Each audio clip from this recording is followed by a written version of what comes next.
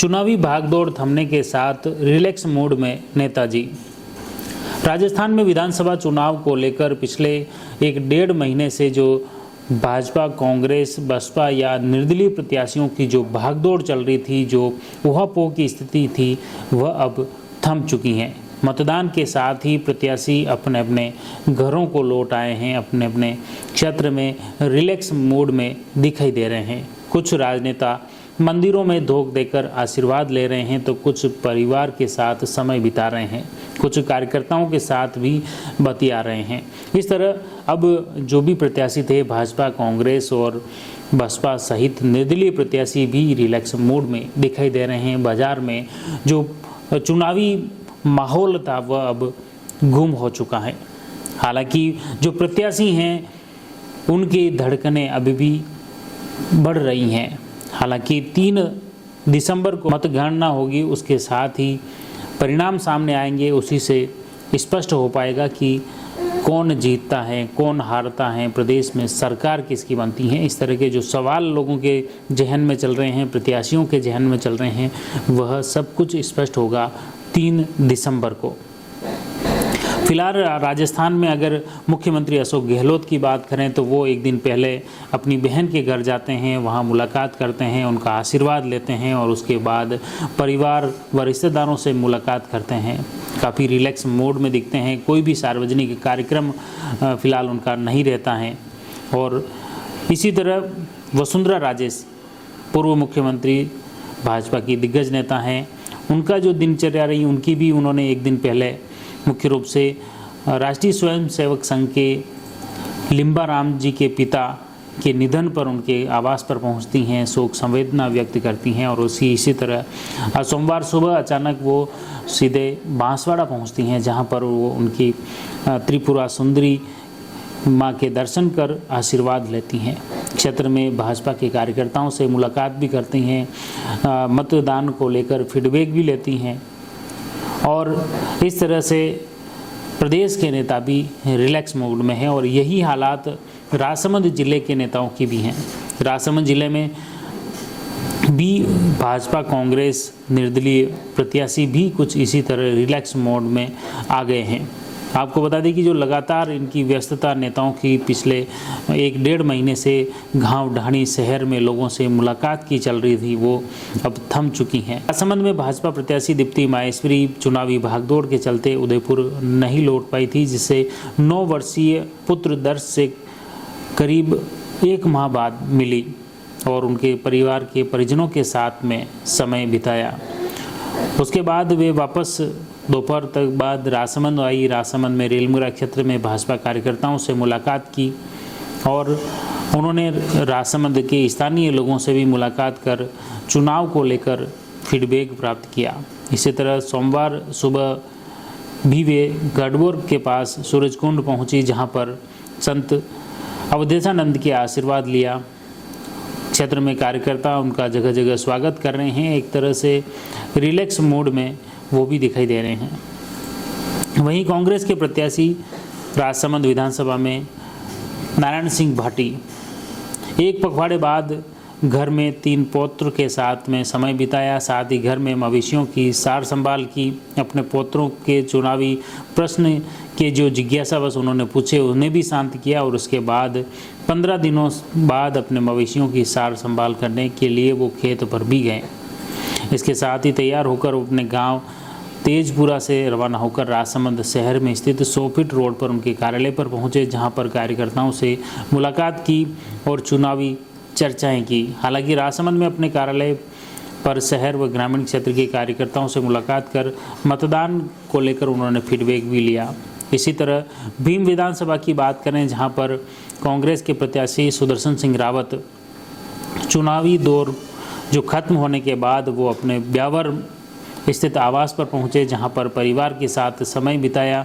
परिवार में विदेश से आई उनकी बहन, माता पिता के साथ घर परिवार में चर्चा हुई। कुछ कार्यकर्ता भी चुनावी चर्चा को लेकर उनके आवास पर पहुंचे, जिनसे भी बातें हुई। सुदर्शन सिंह रावत ने बताया कि लंबे अंतराल के बाद वो ब्यावर पहुँचे हैं। सुबह जल्दी उठकर व्यायाम करने के बाद चाय नाश्ता कर परिवार के साथ चर्चा की। दोपहर बाद कार्यकर्ताओं के साथ बैठक कर चुनाव को लेकर फीडबैक भी उन्होंने लिया।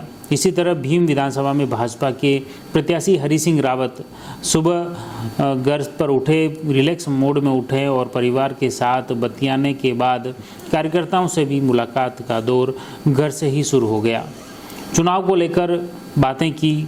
हरि सिंह रावत एक कार्यकर्ता के निधन होने पर उनके अंतिम संस्कार में भी शामिल हुए।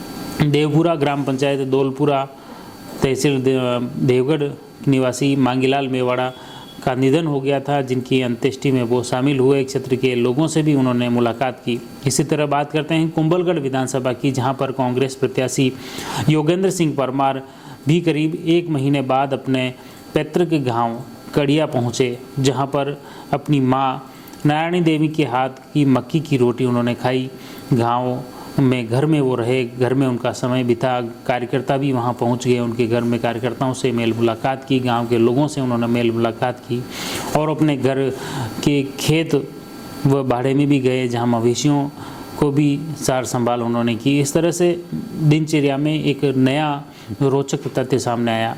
इसी तरह भाजपा के प्रत्याशी सुरेंद्र सिंह राठौड़ भी अपने आवास पर आज सुबह उठे, चाय नाश्ता किया और उसके बाद वो किसी निजी कार्य से उदयपुर चले गए। हालांकि उनसे इस बात को फिलहाल संपर्क नहीं हो पाया, लेकिन उनकी दिनचर्या में भी लंबे समय बाद जो भागदौड़ चल रही थी वो अब थम गई हैं। घर पर परिवार के साथ समय बिताने के बाद वो फैक्ट्री पहुंचे, उन कुछ देर फैक्ट्री पर भी रुके और इस तरह क्षेत्र में भाजपा के कार्यकर्ताओं से भी उन्होंने मुलाकात की, गांव के लोगों से भी मुलाकात की, शहर के लोगों से उन्होंने मुलाकात करते हुए अपने दिनचर्या को रूटीन में लाने का प्रयास किया। इसी तरह प्रदेश के अन्य जो दिग्गज नेता हैं उनकी भी दिनचर्या कुछ इसी तरह की बनी हुई हैं। नाथद्वारा विधानसभा की बात करें, यहाँ पर खास तौर से कांग्रेस के प्रत्याशी डॉक्टर सीपी जोशी, जो लंबे समय से नाथद्वारा शहर में उत्सव होटल में ठहरे हुए थे, यहाँ से चुनावी कमान संभाले हुए थे, जनसंपर्क उनका लगातार यहाँ से चल रहा था। लंबे समय से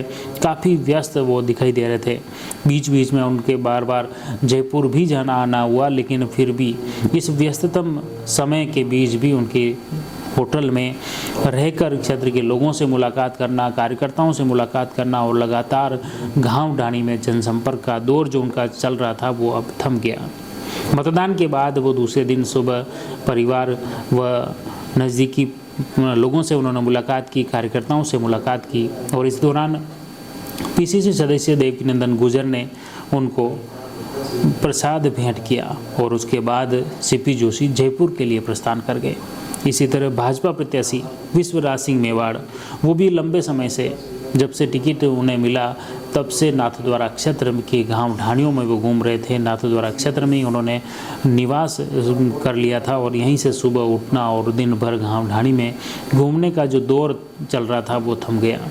उन्होंने सुबह जो अपने भाजपा कार्यालय उन्होंने बनाया, चुनाव कार्यालय बनाया, वहां पहुंचे, उन्होंने कार्यकर्ताओं से मुलाकात की। नाथद्वारा शहर व आसपास के ग्रामीण क्षेत्र से जो कार्यकर्ता थे उनसे चर्चा करने के बाद वे उदयपुर अपने आवास समोर बाग पहुंच गए, जहां पर उदयपुर में उनके कई क्षेत्र के लोग, उनके समर्थक कार्यकर्ता भी वहां पहुंचे। उन्होंने उनका अभिवादन किया और उनके साथ उन्होंने लंबे अंतराल के बाद उन्होंने उदयपुर शहर में समोर बाग में अपने आवास पर अपने पिता, अपनी माँ, पत्नी और परिवारजनों के साथ समय बिताया।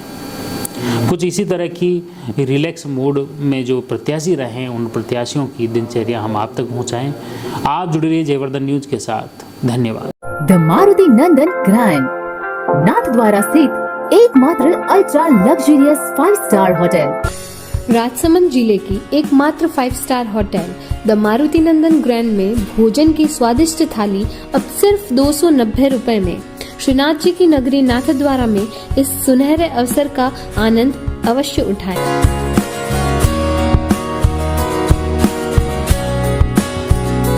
मारुति नंदन ग्रैंड, थिंक नाथद्वारा, थिंक नंदन ग्रैंड।